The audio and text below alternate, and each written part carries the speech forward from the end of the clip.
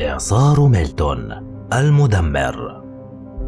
كان إعصار ميلتون عبارة عن عاصفة استوائية تتحرك بسرعة 60 ميلا في الساعة، وذلك يوم الأحد 6 أكتوبر الماضي. ولكن وبعد 24 ساعة فقط قفزت سرعة الرياح إلى 175 ميلا في الساعة، وهو ما يتجاوز بكثير عتبة الفئة الخامسة البالغة 157 ميلا في الساعة.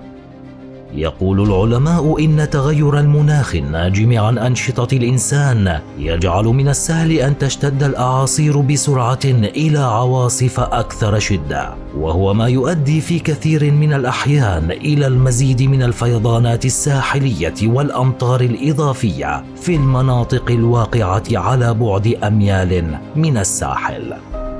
تشكل إعصار ميلتون من اضطراب استوائي طويل الأمد نشأ في غرب البحر الكاريبي وتوحد في خليج كامبيتشي في 5 أكتوبر، ثم خضعت العاصفة لتكثف سريع وأصبحت إعصارا من الفئة الخامسة في 7 أكتوبر في ذروة شدته. كان الإعصار 5 أشد إعصار في المحيط الأطلسي على الإطلاق، وهو أقوى إعصار استوائي في جميع أنحاء العالم في عام 2024. ضعف ميلتون مرة أخرى إلى قوة الفئة الرابعة بعد خضوعه لدورة استبدال جدار العين قبل استعادة قوته، وأصبح إعصارا من الفئة الخامسة مرة أخرى. قبل وصول الإعصار أعلنت فلوريدا حالة الطوارئ، وأمر السكان بإخلاء منازلهم، مما أدى إلى واحدة من أكبر عمليات الإخلاء المسجلة في فلوريدا. وأعلن الرئيس الأمريكي جو بايدن أن الإعصار ميلتون خلف خسائر تقدر قيمتها ب50 مليار دولار بعدما ضرب ولاية فلوريدا، حيث قضى 16 شخصا على الأقل، واستمر انقطاع الكهرباء عن ملايين السكان في نحو 2.5 مليون منزل ومقر شركة في الولاية.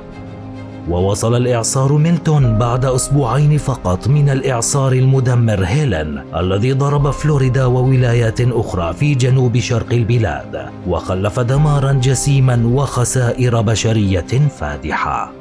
تم الإبلاغ عن عدة أعاصير في جميع أنحاء فلوريدا حيث ضرب إعصار ميلتون الولاية، مع تأكيد حدوث 19 إعصارا صغيرا رافقت أطراف الإعصار الكبير ميلتون. ويقول خبراء الأرصاد الجوية إن الأعاصير المرافقة يمكن أن تتشكل وسط الطقس الاستوائي، على الرغم من أنها ليست قوية جدا في العادة، إلا أنها لا تزال تشكل تهديدا مميتا.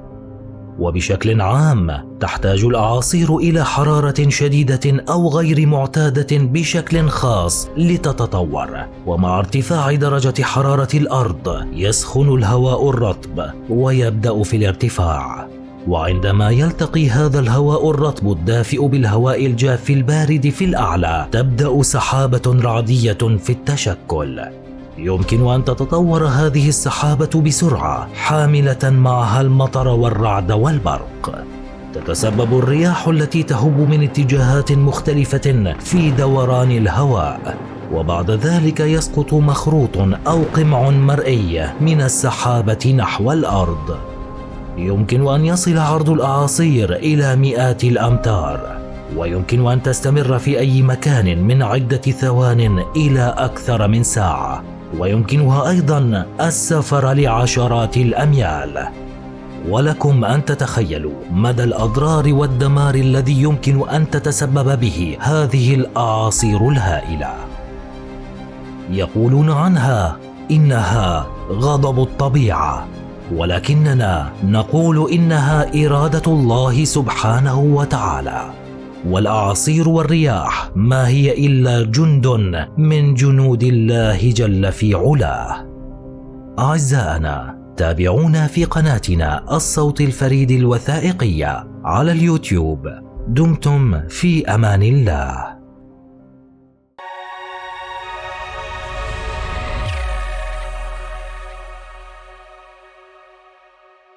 الصوت الفريد عندما ينسج الصوت معنى الحرف.